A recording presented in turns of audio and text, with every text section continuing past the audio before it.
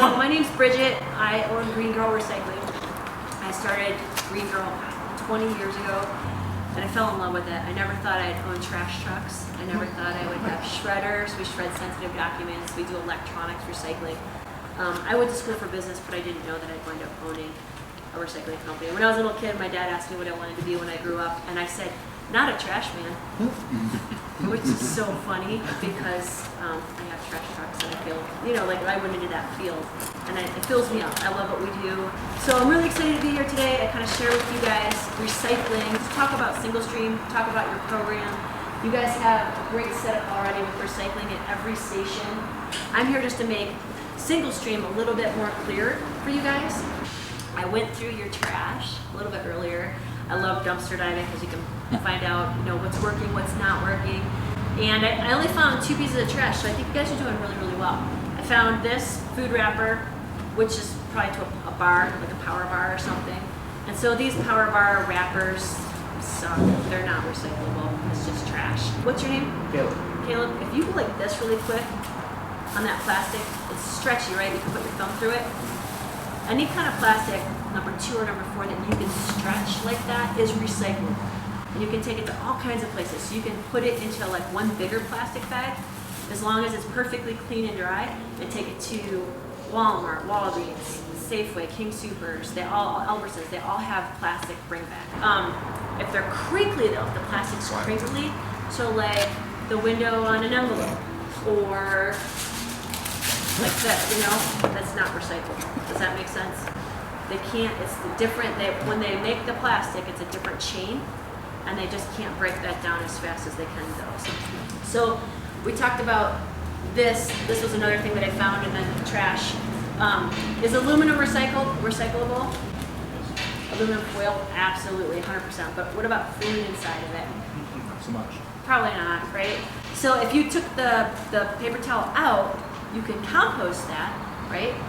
And so I would say put this in the compost, ball this up, right? 2-inch balls are best, and then you can put it in the single stream. So it goes up a line. What happens to all this recycling is, you gotta picture all this stuff, right? All this recycling getting dropped off on the floor, pushed with like a big, huge, machine, a big front end loader up these different conveyor belts. There's thousands of pounds of recycling goes through this process. The process looks for different things. So it like jiggles, so some things fall off. So like heavier glass and plastic falls off the line. And so there's a big, huge thing that spins like this, and it's sucking cans off, right? So aluminum, steel, or not aluminum, but the steel cans. So steel cans are getting sucked off, right? Because it's magnetized, and they're getting blown into an area, into a special compartment. The plastics keep going, and optical sorter recognizes what this is, sucks it up. We're really lucky. You guys are super lucky you work with Green Girl, because we're taking everything to Boulder to that MRF that accepts everything. It's the best MRF in the state. They have the most state-of-the-art, it's the fastest, they've got optical sorting, they've got lasers, they can actually see plastics, can actually recognize this is a number 2, and blows it off the line, and they've got these giant suckers that suck it up and drop it into the correct container. It's awesome. What can you recycle? You can recycle so many different things. So like paper products, right? So we've got newspapers, we've got office paper, we've got brown paper bags, we've got cereal board, like cereal boxes, so that's like paper board containers. We've got the regular mixed containers, right? You've got aluminum. Aluminum cans are awesome. Within 20 days, this can will be a can again. You've got steel. Who has kids? Anybody? Yeah, drink boxes.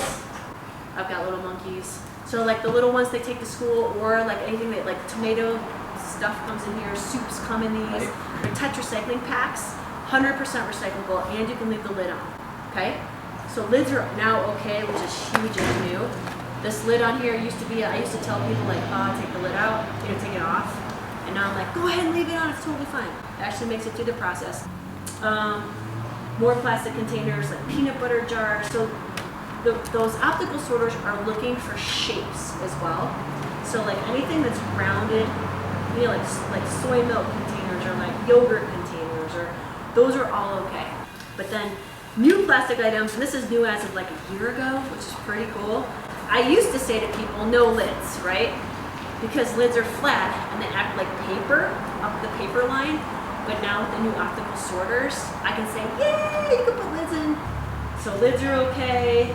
Like to-go containers, they all have like the numbers on the bottom. What numbers are we looking for? 1s through 7s. What are the most valuable though? 1s, 2s, and 5s. All right, so if you're looking at the bottom of most drink things are gonna be 1s and 2s. And like these big, you know, like the old milk carton crates and the big durable 5-gallon bucket plastic thing, that's all recyclable now in the single stream. So things that are huge no's, we can cover that in a second. Do you guys have any questions so far about the first set of things that I talked about? Paper, and this used to be a no, was the wrapper that your ream of paper came in. Paper, and it's slick on the inside. It's fine, that will be fine. The more recycled content you can buy, the better, right? Because they're already thinking ahead and they're packaging it smarter than like pure paper often, like 100%, you know, brand new paper is usually in like plastic.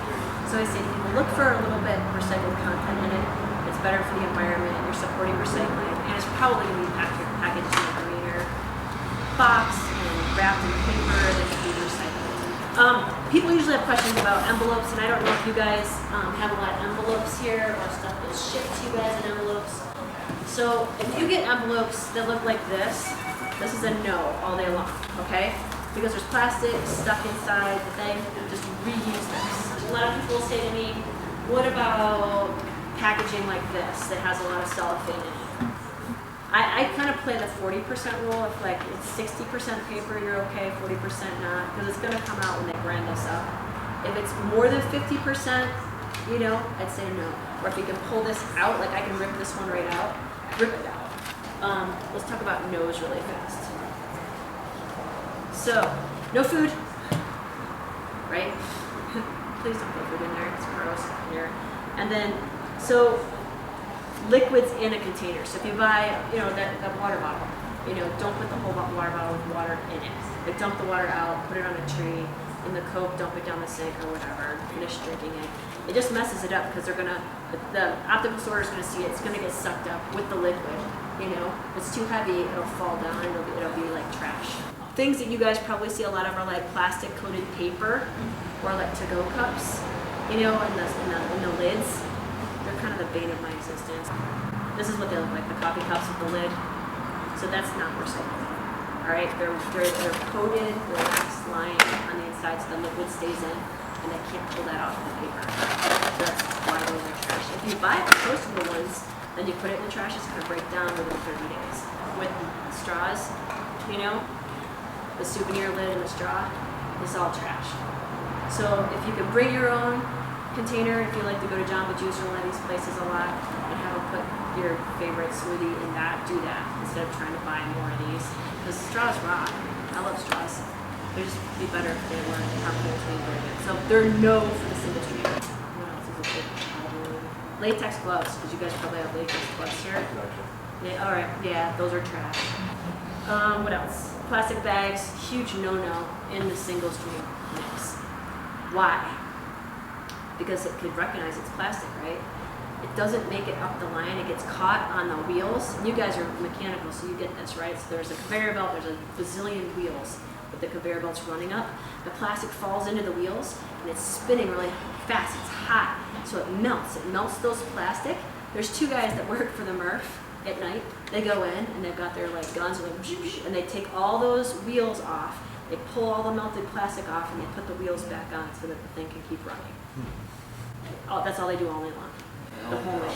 That's how big of a problem it is. Why do they make plastic oil jugs recyclable but not acceptable in the oil? That's a great question.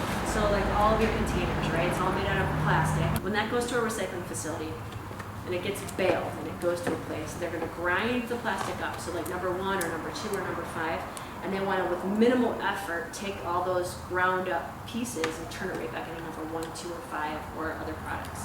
If there's a liquid in there that's going to change the chemical makeup of that pile, they're screwed. So yeah, any other questions?